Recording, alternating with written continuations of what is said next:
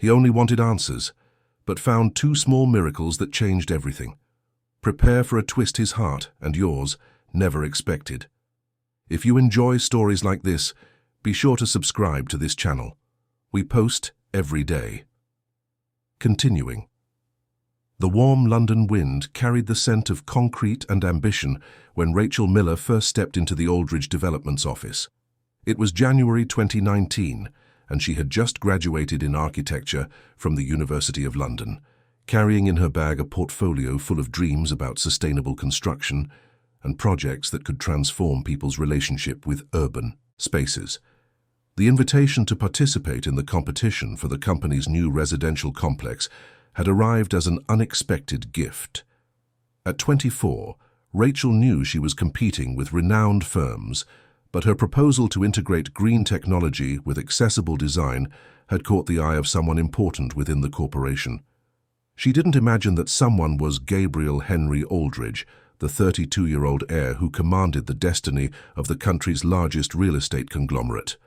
Son of Anthony Charles Aldridge, Gabriel had grown up amidst board meetings and lessons on how to keep the family at the top of the British social pyramid. His education had been strict: military school, exchange in the United States, an MBA in London, and constant preparation to take over an empire that moved billions of pounds. When Rachel entered the meeting room on the 40th floor, Gabriel was with his back to her, observing the city through the glass wall. She immediately noticed his upright posture, his impeccable suit, and the aura of control that emanated from his figure. When he turned, his dark brown eyes met hers, and for a moment, time seemed suspended. "Miss Miller," he said, extending his hand in a formal greeting. "I've heard very good things about your work." His voice was deep, controlled, but there was something in his eyes that contradicted the coolness of his words. Rachel felt a shiver run up her spine as she shook his firm hand, noticing how Gabriel held on for a few seconds longer before releasing it. During the presentation, she spoke passionately about bioclimatic architecture, about how buildings could breathe with the city, about the social responsibility of those who build the urban future. Gabriel listened in silence, but she could feel the intensity of his gaze on her every movement, every gesture she made. "Interesting," was all he said at the end. "We will analyze your proposal." 3 days later, Rachel received a personal call from Gabriel. Her proposal had been chosen, but he wanted to discuss some adjustments. Could they have dinner to talk about the details? The question came disguised as professionalism, but his tone of voice carried an intimacy that made her heart race. The chosen restaurant was discreet, far from the social circuits of the London elite. Gabriel arrived punctually, but this time without the armor of his executive suit. A white dress shirt and dark trousers made him look younger, more approachable. During dinner, amidst discussions about sustainability and innovation, Rachel began to glimpse flashes of the man behind the businessman. "Why architecture?" Gabriel asked, pouring wine into her glass. "Because I believe spaces shape people," she replied, observing how the restaurant's light softened his features. "And you? Why the life you've chosen?" The question caught Gabriel off guard. He hesitated, as if no one had ever questioned his choices. "I don't know if I chose it," he admitted, lowering his eyes. "Perhaps life chose me." There, something began that neither of them knew how to name. The project became a pretext for increasingly frequent meetings. Gabriel appeared at the construction site with technical excuses, but his eyes sought only Rachel. She, in turn, began to await these visits with an anxiety she didn't want to admit. The first time they kissed was during a summer storm, inside the concrete skeleton of the building under construction. Rain hammered against the metal structures as they took shelter on one of the unfinished floors. Gabriel was explaining something about the schedule when he stopped mid-sentence, noticing how raindrops clung to her curly hair. "Rachel," he whispered, approaching slowly. She didn't recoil. When their lips met, it was as if years of Gabriel's emotional control crumbled at once. The kiss was intense, desperate, laden with a passion he had learned to suppress since childhood. From that moment, they began a clandestine relationship. Gabriel had never brought a woman to meet his family. especially one who didn't belong to the same social circle. Anthony Charles Aldridge had very specific plans for his son's future, and these plans included a matrimonial alliance with the daughter of another powerful businessman. Rachel, in turn, knew her place in that story very well. Daughter of a carpenter and a primary school teacher from rural Yorkshire, she had come to London on a scholarship and with a lot of hard work. She knew Gabriel's world would not easily accept her, but that didn't diminish the intensity of what she felt for him. For 2 years they lived this clandestine passion. Gabriel rented a discreet apartment in Notting Hill, where they met away from society's curious eyes. It was there that he could let down his guard, show vulnerabilities he didn't even know he possessed. Rachel became his confidant, the only person with whom he could talk about the nightmares of his strict childhood, about the constant pressure to maintain the family empire, about the fear of disappointing his father. She tried, with infinite patience, to break through the layers of emotional protection he had built over the years. She showed him films that made him cry, took him to communities where her social projects worked, introduced him to a world where success was measured in positive impact, not just zeros in a bank account. "You don't have to carry the world on your shoulders," she would say in the early hours of the morning, when Gabriel woke up tense after dreaming of board meetings. There's life beyond the company. But Gabriel had been shaped by decades of conditioning. Each time he allowed himself to dream of a different life, his father's voice echoed in his mind, reminding him of his responsibilities, the family legacy, and what was expected of an Aldridge. The beginning of the end came when Anthony Charles discovered Rachel's existence. Not through Gabriel's carelessness, but because he kept a private investigator monitoring his son's life. The photos landed on his desk one Tuesday morning. Gabriel and Rachel leaving the Notting Hill apartment, she laughing at something he had said, he looking at her with an expression his father recognized as love. The summons arrived the same day. Gabriel was called to the patriarchal office, where Anthony Charles waited for him with the photos spread across the mahogany desk. "This needs to end," his father said without preamble. "You have responsibilities greater than your personal whims." "It's not a whim," Gabriel retorted, trying to keep his voice steady. "I love her." "Love?"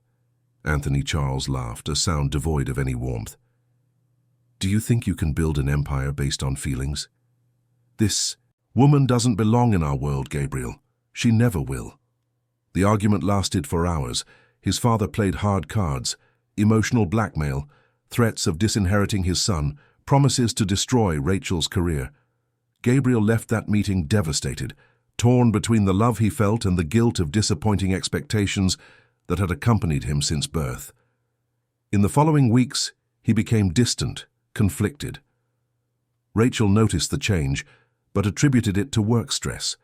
She tried to get closer, offer support, but Gabriel began to close himself off again, rebuilding the emotional walls she had so carefully torn down. The final straw came during a dinner at her parents' house. Rachel had finally decided to introduce him to her family. Her parents, simple but affectionate people, received Gabriel with genuine warmth. Her mother, Mrs. Constance, prepared a homemade feast, and her father, Mr. Joseph, proudly told stories of his daughter's childhood. Gabriel felt welcomed in a way he had never experienced in his own family. But, paradoxically, this terrified him even more.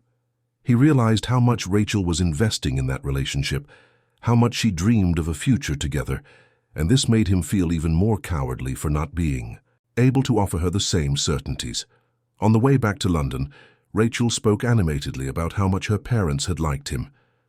"My mum is already asking when we're getting married," she joked, holding his hand. Gabriel abruptly pulled his hand from the steering wheel as if hers burned. "Married?" he repeated, his voice tense. "Yes. I know we've never talked about it directly, but... Rachel, we need to be realistic." He cut her off, the words coming out before he could filter them. "Our worlds are very different." The silence that followed was deafening. Rachel watched him, trying to decipher his expression in the light of passing headlights. "What exactly does that mean?" she asked, her voice low but firm. Gabriel didn't answer immediately. When he finally spoke, his words were laden with a coldness she didn't recognize. "It means that maybe we're trying to force something that can't work." It was that night that Rachel understood she had lost Gabriel to the ghosts of his past, to a world she could never fully inhabit.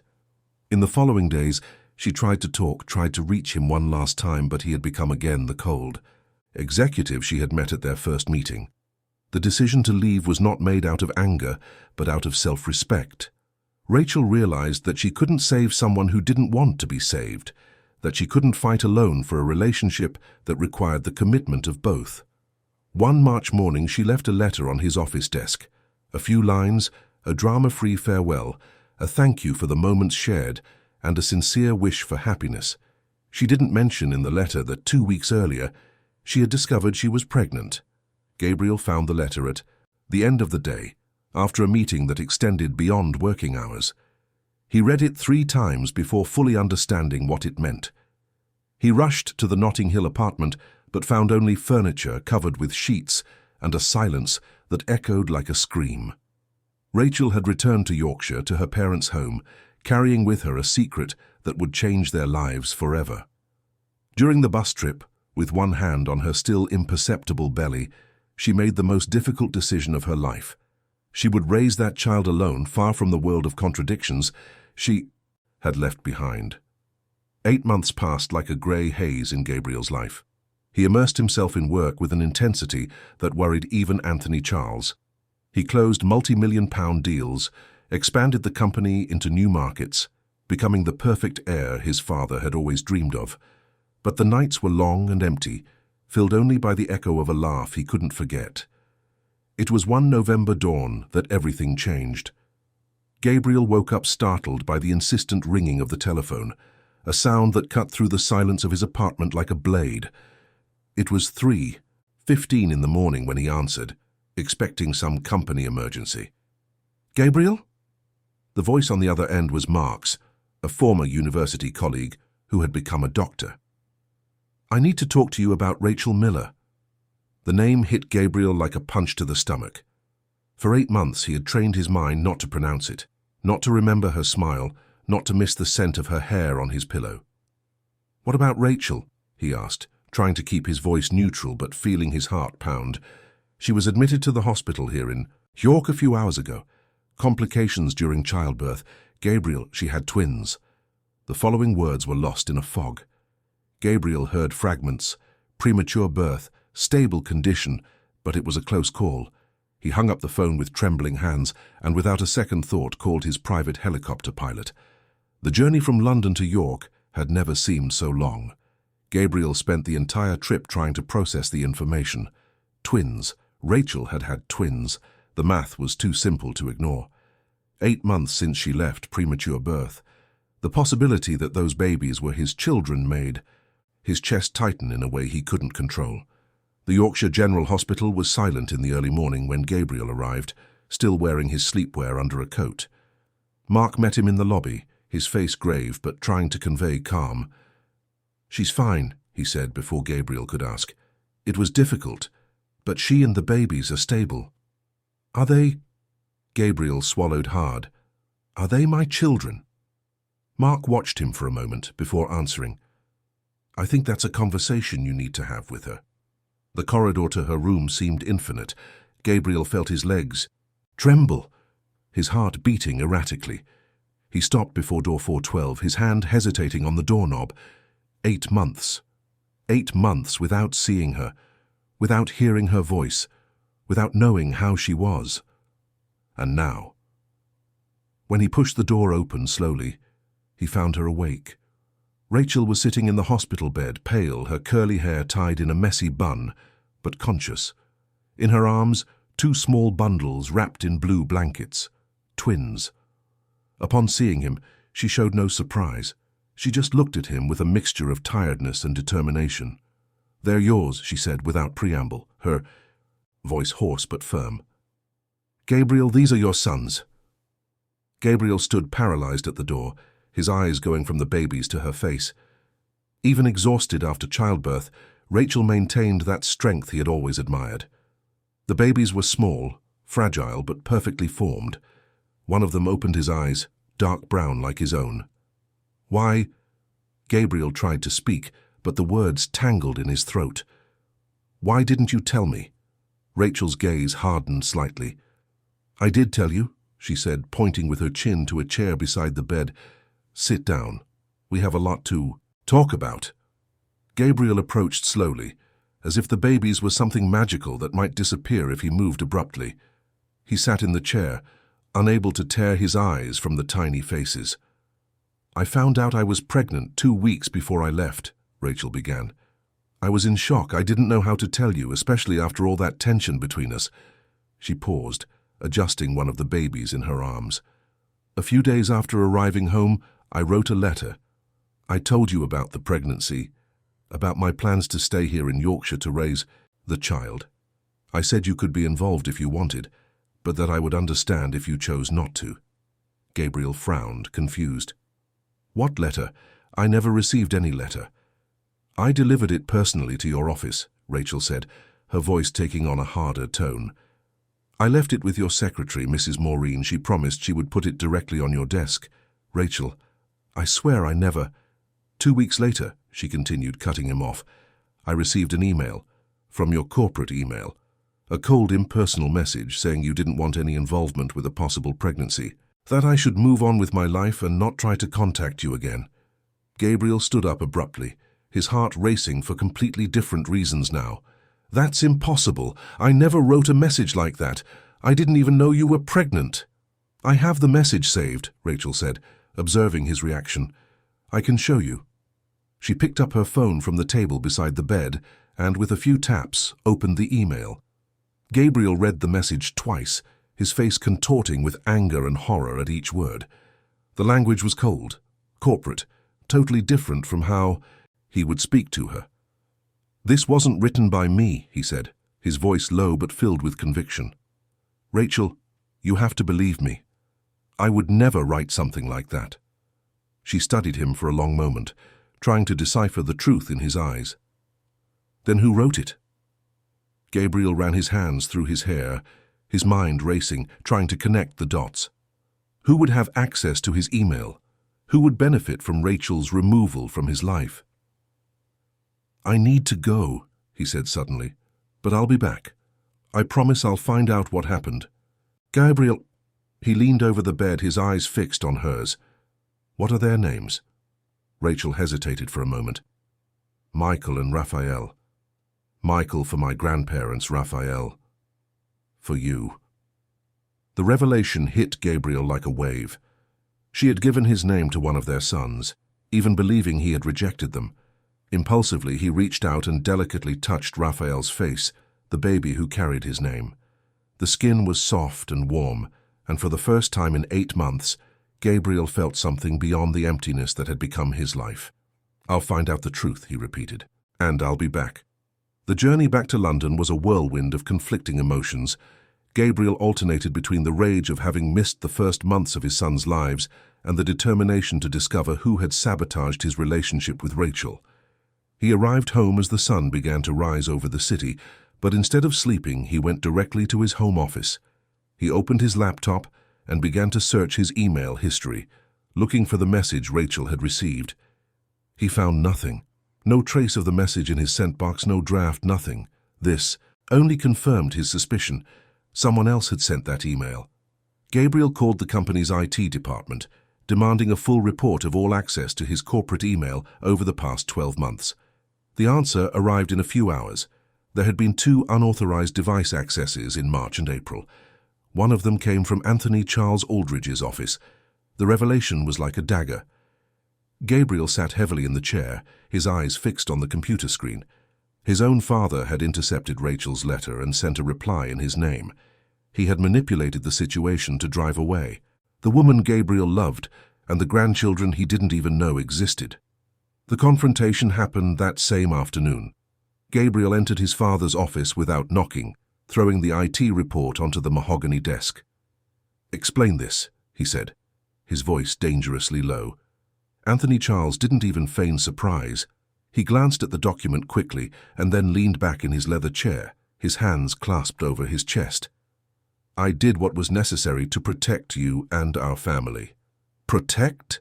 Gabriel struggled to control his voice. "You destroyed my life. You kept my children from me." "Your children?" Anthony Charles laughed, a humorless sound. Gabriel, you could barely commit to a serious relationship with that woman. Do you think you'd be capable of being a father? That wasn't your decision to make. Of course it was, his father retorted, standing up and walking around the desk. You are my heir, Gabriel. You have responsibilities that go beyond your personal desires. That woman and her bastards would only bring complications. The word bastards hit Gabriel like a slap. Before he could control himself, he grabbed his father by the lapels, pushing him against the wall. Never refer to my children that way. Again, he said through clenched teeth. Anthony Charles showed no fear, only disdain. Look at that, he murmured. A few months away from that woman, and you're back to being the man I raised. Strong, determined. You won't throw all this away because of 2 children you don't even know. Gabriel released him abruptly, as if the touch burned him. You're wrong, he said, adjusting his own jacket. I'm no longer the man you raised. Gabriel. I resigned from my position in the company, Gabriel said, taking his office keys from his pocket and throwing them onto the desk. I renounce my inheritance, my properties, everything. I want nothing more from you. Anthony Charles watched him, trying to decipher if this was a negotiation tactic or if his son was truly serious. You can't be serious. Without the company, without the family, you are nothing. Gabriel stopped at the door, looking over his shoulder. You're right, he said. Without all this, I can finally be someone. The door closed behind him with a definitive sound. Gabriel walked through the lobby of the company that had been his life for the past 10 years, ignoring the curious glances of the employees. In the elevator, he called his private lawyer, instructing him to begin the process of transferring all his personal assets to a trust fund. He wanted total liquidity as quickly as possible. That night, he packed his bags with only the essentials. Simple clothes, a few personal items, photographs.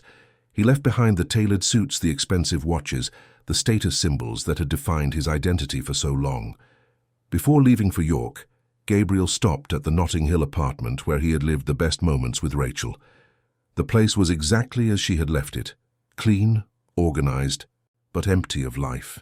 He walked through the rooms, remembering lazy mornings, dinners cooked together, conversations that stretched into the early hours. In the bedroom, he found one of her T-shirts forgotten in a drawer.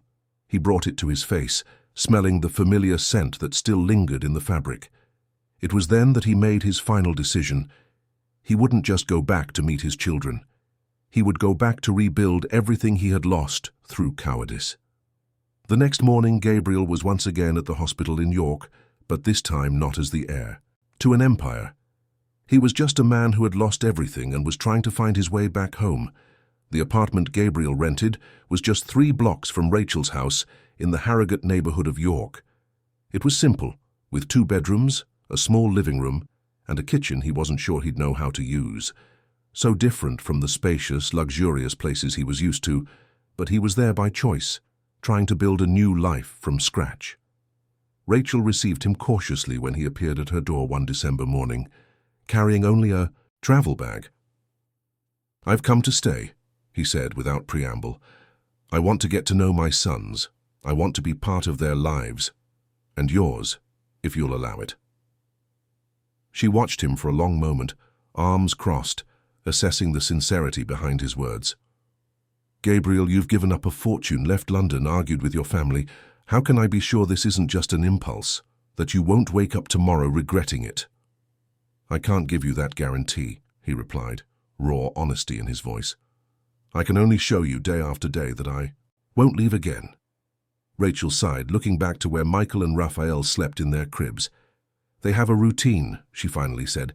They wake up every 3 hours, cry a lot, dirty a lot of nappies. It's not glamorous, Gabriel. It's exhausting and real. I want to learn. The first few weeks were a delicate period of adjustment for everyone.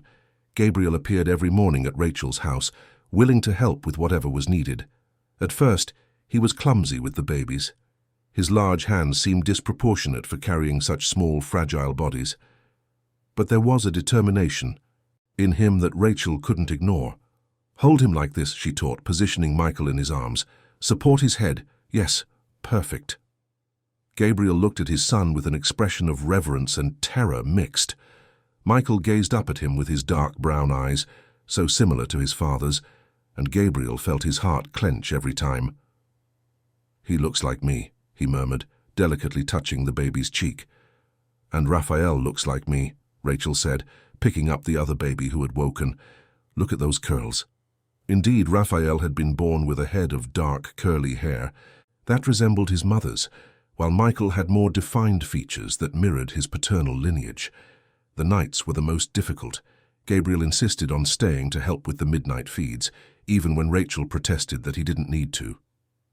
"I missed 8 months," he would say, warming a bottle while Raphael cried in the nursery. "I don't want to miss another day." Slowly, Rachel began to let down her guard. She saw the genuine transformation in Gabriel. The cold, controlled man she had known was being replaced by someone more human, more vulnerable. He had traded his expensive suits for jeans and simple t-shirts, grown a beard, and there was a lightness in his movements she had never seen before.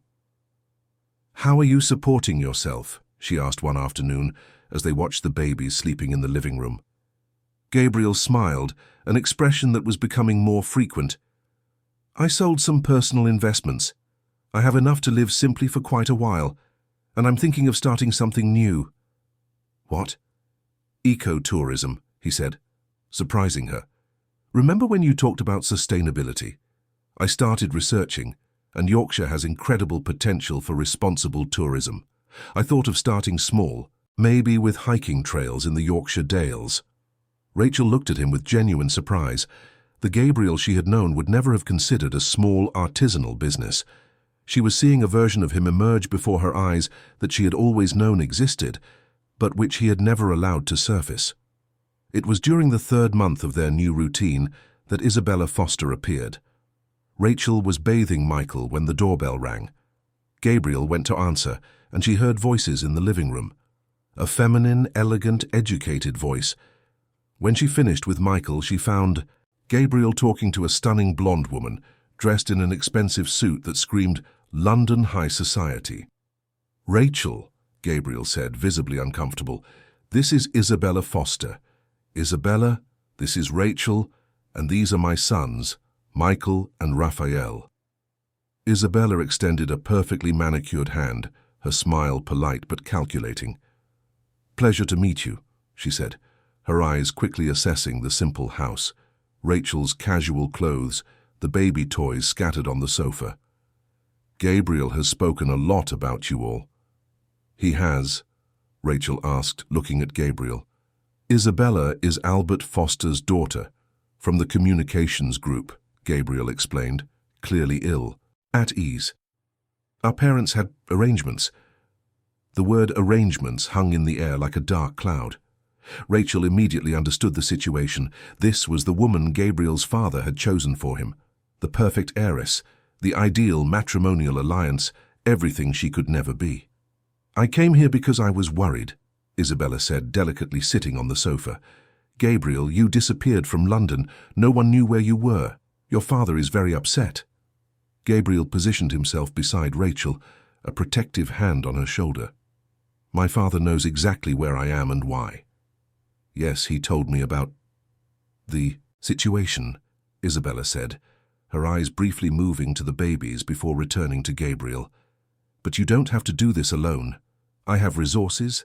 I can help financially with the children. You can come back to London."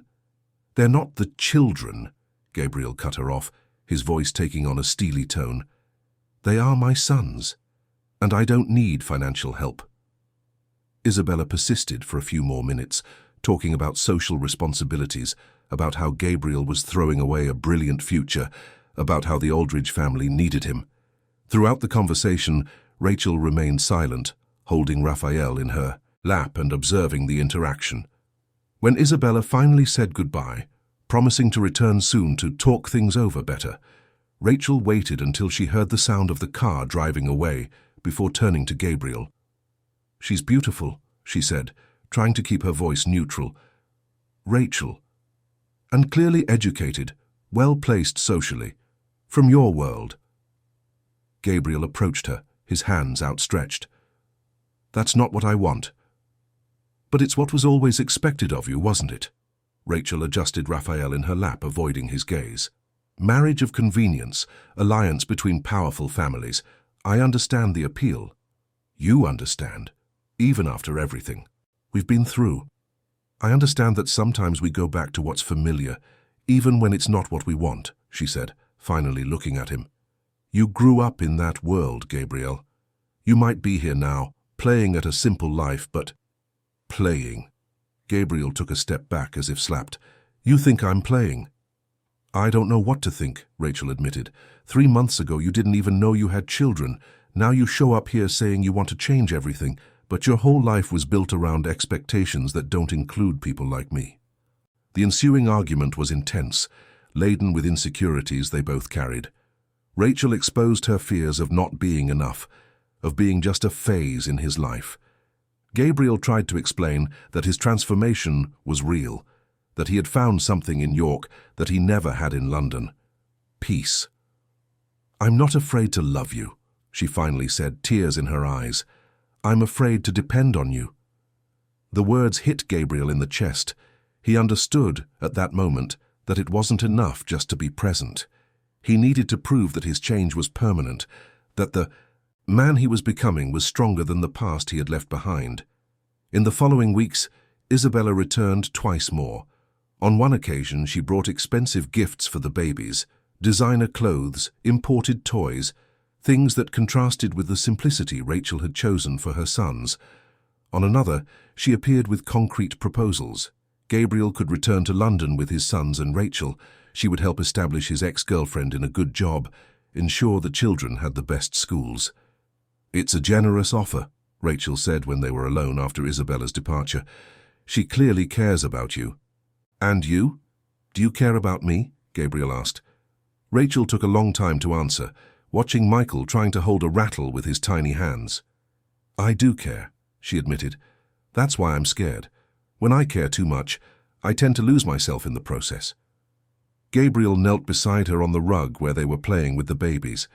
What if instead of you losing yourself in me, we found ourselves together? It was a question laden with possibilities, but Rachel wasn't ready to answer it yet.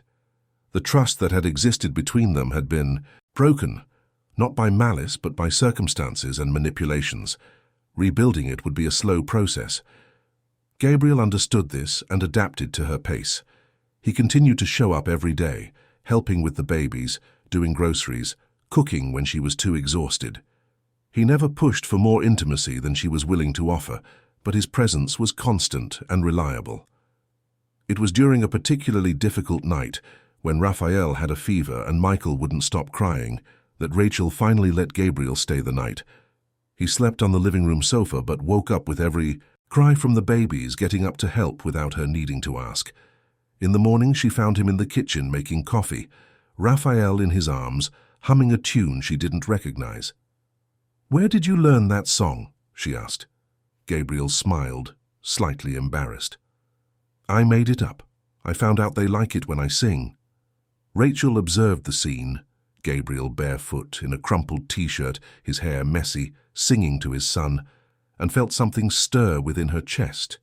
It wasn't the overwhelming passion she had felt before, but something deeper and more solid, the possibility of a love built on firmer foundations than attraction and desire. Gabriel, she said softly. He turned, still rocking Raphael. Thank you, was all she said, but the look between them communicated much more. That morning, for the first time in months, Rachel began to believe that maybe, just maybe, they could build something real together. Not a repetition of the past, but something completely new, based on the reality of who they were now. Two adults who had suffered, grown, and were trying to create a family amidst the scars they carried. The final decision came one March afternoon, as Gabriel sat on Rachel's living room floor assembling a colorful mobile to hang over the baby's crib. Michael and Raphael, now 4 months old, were beginning to follow movements with their eyes and to offer smiles that melted any remaining resistance in their mother's hearts. Isa called again, Rachel said, putting away her phone after ending a call. Gabriel had asked her to always answer when Isabella called, a demonstration of transparency that she admired. What did she want this time? Gabriel asked, without taking his eyes off the mobile he was trying to balance. The same. Old thing. Said your father is ill, that the company needs you, that you're wasting your life. Gabriel stopped what he was doing and looked at Rachel. There was something in her tone that made him realize this conversation had affected her. And you? What do you think about it? Rachel sat on the rug beside him, Raphael in her lap. The baby gripped her finger tightly, and she smiled before answering. I think she's not entirely wrong. Gabriel felt his stomach clench.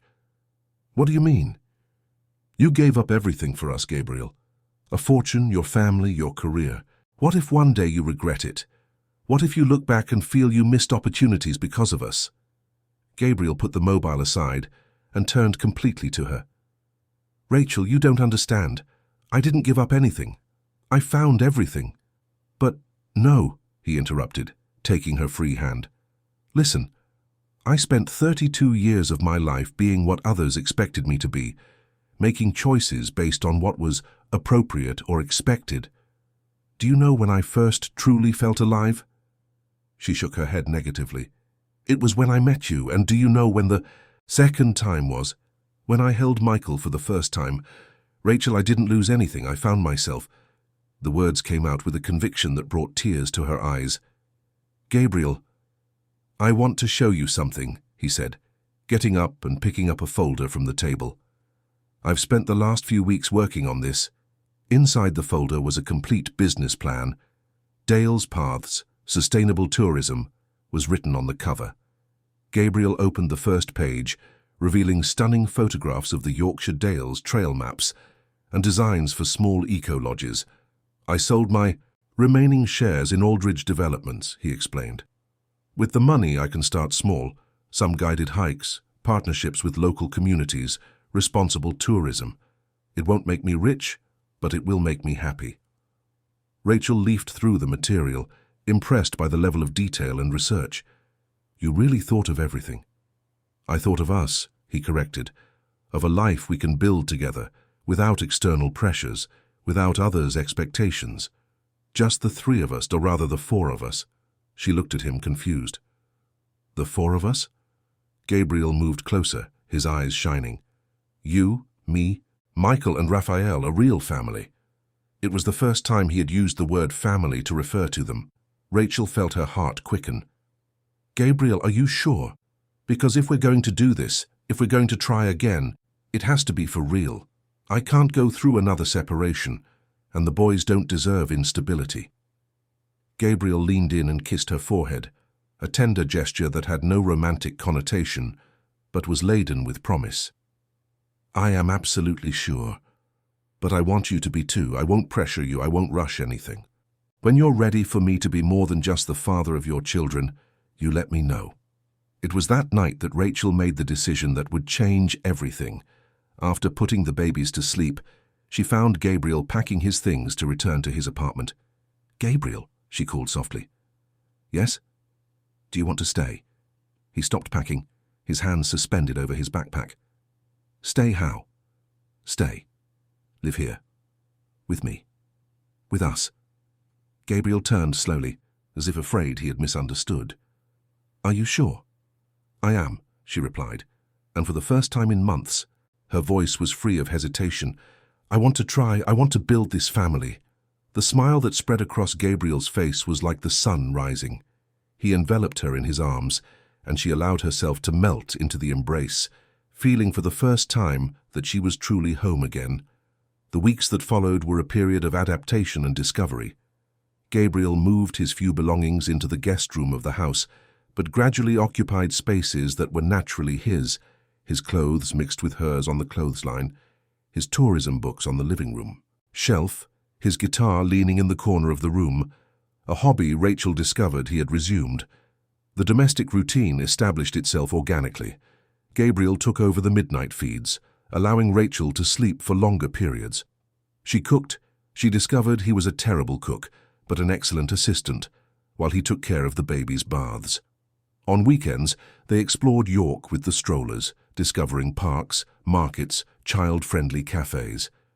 I never imagined I could be so happy doing such simple things, Gabriel commented one Sunday afternoon, as they watched Michael try to grab soap bubbles Rachel was blowing in the garden.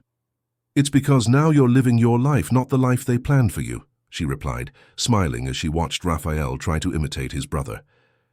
The tourism business started slowly, but with promising prospects. Gabriel hired 2 local guides and began offering weekend hikes in the Yorkshire Dales.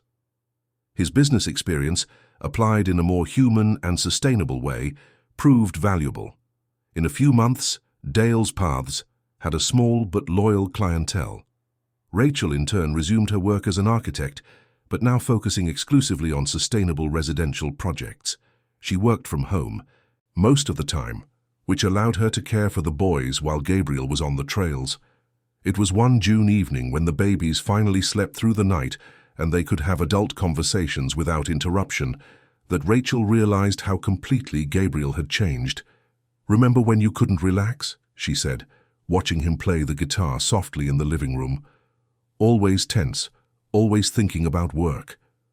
Gabriel stopped playing and looked at her. "I remember being constantly anxious, as if there was always some emergency to resolve. And now?" He smiled, resting the guitar on the sofa. "Now the only emergency that worries me is when Raphael has colic." They laughed together, and Rachel moved closer to him on the sofa. In recent months, they had gradually rebuilt intimacy. Small touches, casual caresses, kisses on the cheek that sometimes lingered longer than necessary. "Gabriel," she said, her voice softer. I'm ready." He looked into her eyes, understanding exactly what she meant. "Are you sure?" In response, she leaned in and kissed him. It was a different kiss from those they had shared in the past, less desperate, less urgent, but infinitely deeper. It was the kiss of 2 people who had lost each other, found each other again, and decided to build something new together. When they separated, Gabriel rested his forehead on hers. "I love you," he said. "Not like I loved you before, but better, more truly." "I love you too," she replied, "and I'm not afraid anymore." That night, they reconnected in every possible way, physically, emotionally, spiritually. The Gabriel who made love to her was completely different from the man she had met 2 years earlier, more present, more affectionate, more surrendered to the moment. The following months were the happiest of both their lives. Michael and Raphael grew rapidly, developing distinct personalities. Michael was more observant, like his father, while Raphael was pure energy and smiles, like his mother. Gabriel discovered fatherhood with a dedication that surprised even Rachel. He was present for every milestone, every first time, every small achievement of his sons. The business also prospered. Dales Paths had expanded to include eco-lodges, educational programs for schools, and partnerships with other regions.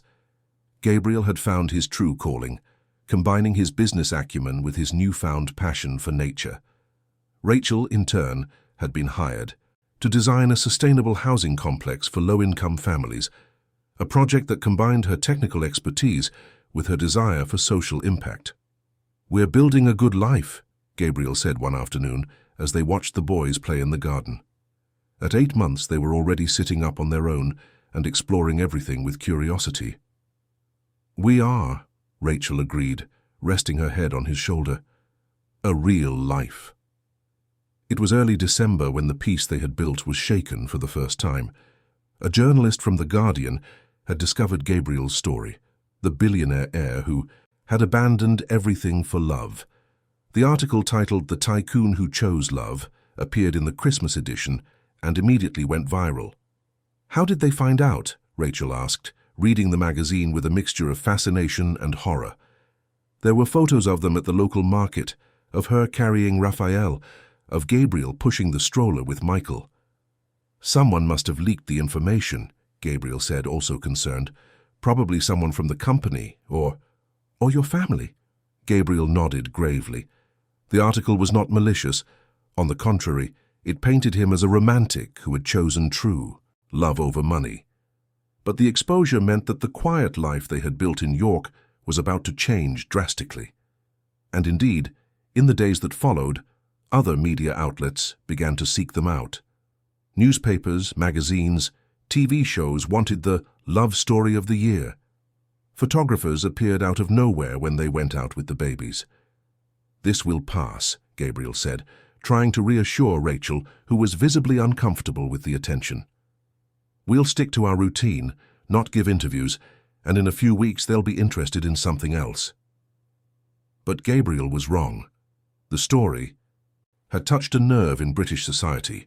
In an era of cynicism and materialism, the narrative of the man who abandoned wealth for love captured the public imagination in an unexpected way.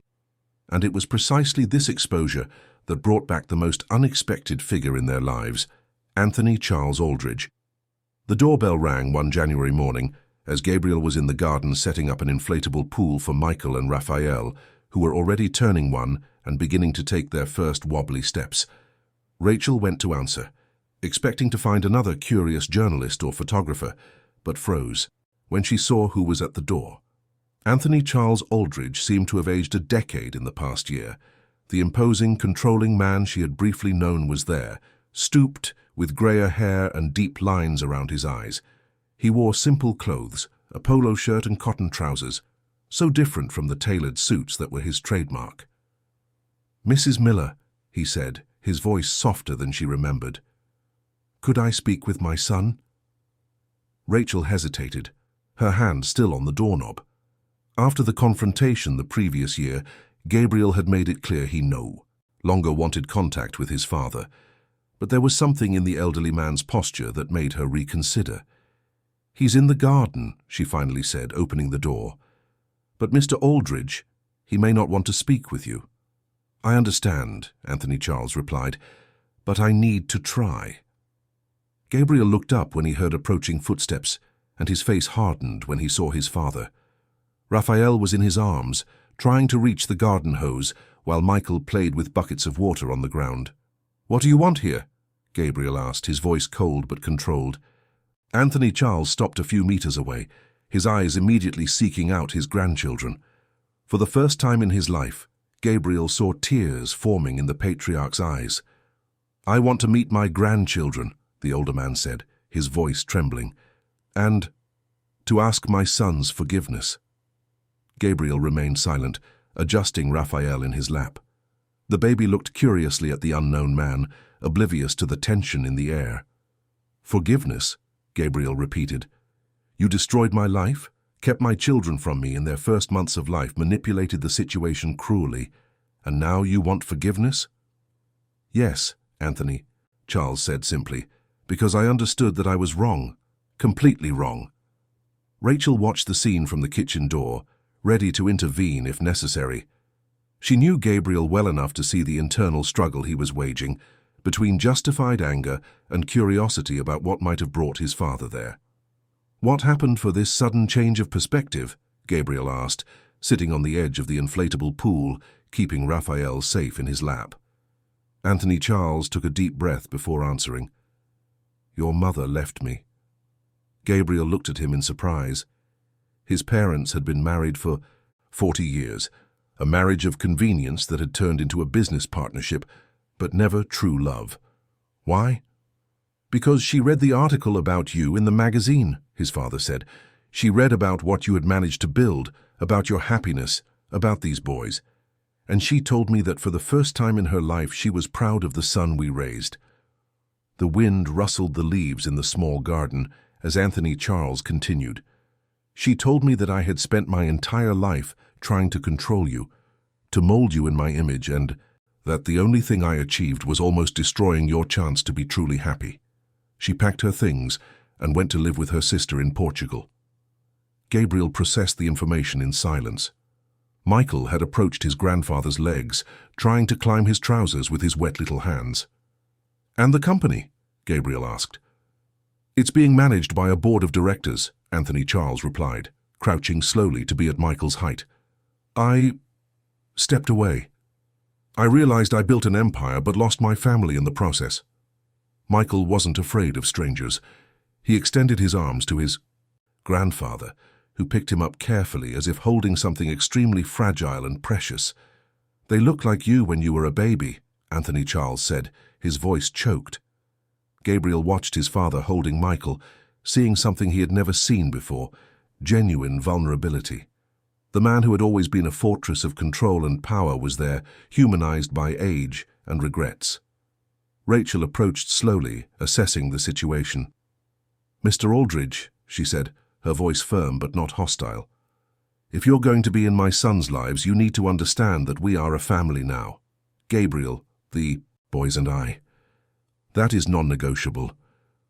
Anthony Charles looked at her, and for the first time Gabriel saw genuine respect in his father's eyes. "I understand perfectly, Mrs. Miller, and I apologize for what I did. It was unforgivable." They remained in the garden for over 2 hours that morning. Anthony Charles played with his grandchildren, told stories from Gabriel's childhood that even Rachel didn't know, and showed a paternal side that had been absent in his own son's upbringing. Can I visit them from time to time?" he asked as he prepared to leave. Gabriel looked at Rachel, who nodded almost imperceptibly. "You can," Gabriel said, "but with clear conditions. No pressure, no trying to influence our decisions, no criticism about our chosen life." "I accept all conditions," Anthony Charles said quickly. "And Dad," Gabriel called him when he was already at the door, "if I find out you're trying to manipulate the situation in any way, you will never see your grandchildren again. Is that clear?" "Crystal clear," his father replied. "And Gabriel?" "Thank you." The visits began sporadically and cautiously, once a month, then fortnightly. Anthony Charles always arrived empty-handed. He had learned that expensive gifts were not welcome in that house. Instead, he brought his presence and his genuine attention. Rachel was the first to let down her guard. She realized the man had truly changed when he offered to help with the dishes after a Sunday lunch, something unthinkable in his previous version. "You don't have to do that, Mr. Aldridge," she said. "Anthony," he corrected, "and I want to. Let me be useful in some way." Gradually, a new family dynamic established itself. Anthony Charles became the grandfather Gabriel had never had a father, patient with his grandchildren, respectful of his son's choices, and genuinely interested in the simple life they had built. It was during one of these visits, when Michael and Raphael were 2.5 years old, that Anthony Charles made an observation that changed everyone's perspective. "Do you know you are the happiest family I have ever met?" he said, watching Gabriel teach the boys to plant seeds in the garden while Rachel worked in her improvised office on the veranda. "What do you mean?" Rachel asked, looking up from her drawing board. "I spent my entire life in social circles where money was abundant, but I never saw what I see here. Peace, real contentment, unconditional love." Gabriel approached, the boys running behind him with dirt-stained hands. "You know what else impresses me?" Anthony Charles continued. "You built all this after I tried everything to destroy it. That shows a strength I never had."